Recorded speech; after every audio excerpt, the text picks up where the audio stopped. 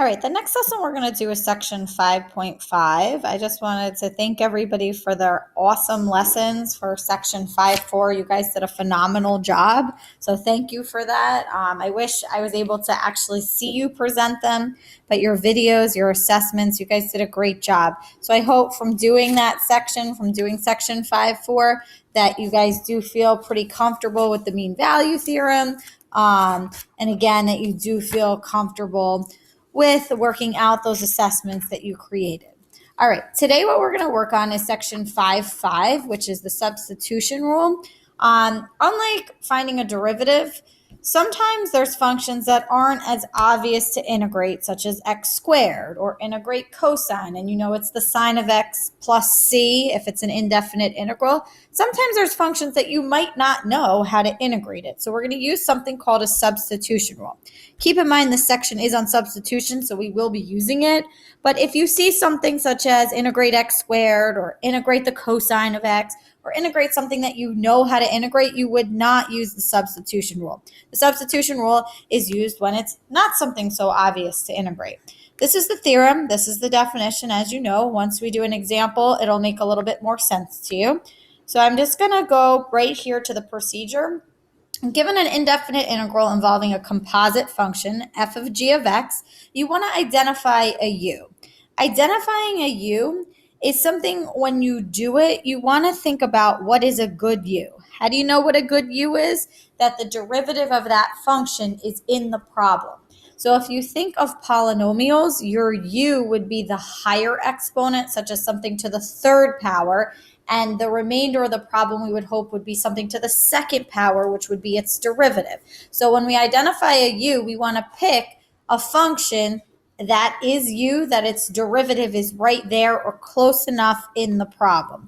We're going to try to write the problem with only a u in it to be able to use the substitution rule. So the first two examples that I'm going to show you are a little bit easier. These involve a perfect substitution, which you'll see is going to be easier than the next couple examples. So I'm taking this example right out of your book. This is on page 338 in your book if you prefer to refer to that. This is the first example. So keep in mind what I just said. So we would want to identify a u that is a good u, that is something being raised to a higher exponent. We do not want to pick something that is the lower exponent because then its derivative wouldn't be there. Also, when we identify the u, it's the base that's the u. The exponent is not involved. So for example, in this problem, if I say my u is 2x plus 1, that's going to make sense because the derivative of 2x plus 1, yes, it's being raised to the third power, but think about what the derivative of 2x plus 1 is. It would be 2 dx. So now look at your problem. This over here is your u that's being raised to the third power. This 2 dx is now going to be exactly your du. So I can rewrite this integral instead of the way it looks with only a u. This is u to the third power. 2 dx is du. So now we have an integral that only has u's in it. So how do you integrate u to the third? 1/4 u to the fourth, or u to the fourth over 4 plus c. The last step you need to do is replace your u with what it is. So your answer would be 1/4 2x plus 1 to the fourth power plus c. Keep in mind your answer should not have a u in it. Your answer needs to replace the u with what it stands for. You're using this substitution to help you get the answer that should not have a u in it. Notice again, I picked the u that its derivative was right there in the problem. Let's try one more. That's a nice perfect substitution, okay? So let's say I give you integrate 2x cosine x squared dx. Now, I told you a couple things. I told you want to pick your u to be the higher exponent. You want your u to be what's being raised to the exponent. So in this case, you might see that x squared is in the problem, which is a good thing because if you think ahead, the derivative of x squared is 2x dx.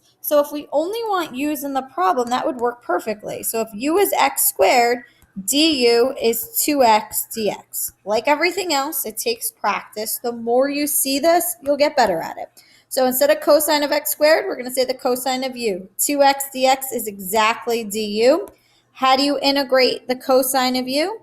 It would be, remember, it's an indefinite integral. You need the plus c. So now we're going to replace the u with the sine of x squared plus c as my answer. So these are called perfect substitutions because your du was exactly what's in the problem. Okay? All right. Let me show you when there's a constant involved. Not a whole lot different, but one more step involved. So I'm now on page 339 in your book if you're following along. This is example 2a. Okay? So I'm going to integrate x to the fourth in parentheses, x to the fifth plus 6 to the ninth power dx. Now, you should be thinking kind of like my very first example. What's a good u? Whatever's being raised to the higher exponent. So this x to the fifth plus 6 is being raised to a higher exponent. So that would make sense to call that u. Not the exponent, just x to the fifth plus 6. And the past two problems, whatever du was, it was exactly in the problem. Notice du here is going to be 5x to the fourth dx. Don't forget the dx. Notice the problem only has an x to the fourth dx. The last two problems, I believe, for du, we had this 2dx or 2x dx, and it was exactly in the problem. Well, if I don't want a 5, just get rid of the 5. Notice you'd have to divide. So now when we substitute, we're going to have to say that x to the fourth dx equals a fifth of du. So now this is going to be the integral. Let's start with the u first. This is u to the ninth. X to the fourth dx is 1/5 of du.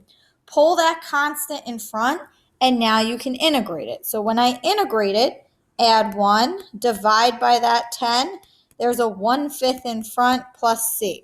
So we can certainly simplify that to 1 over 50, u to the 10th plus c. Remember, u substitution is to help us to integrate, but the u needs to be replaced with what it stands for. So this would be my actual answer. So notice this problem, my du, I had to do a little bit of manipulating to get my answer.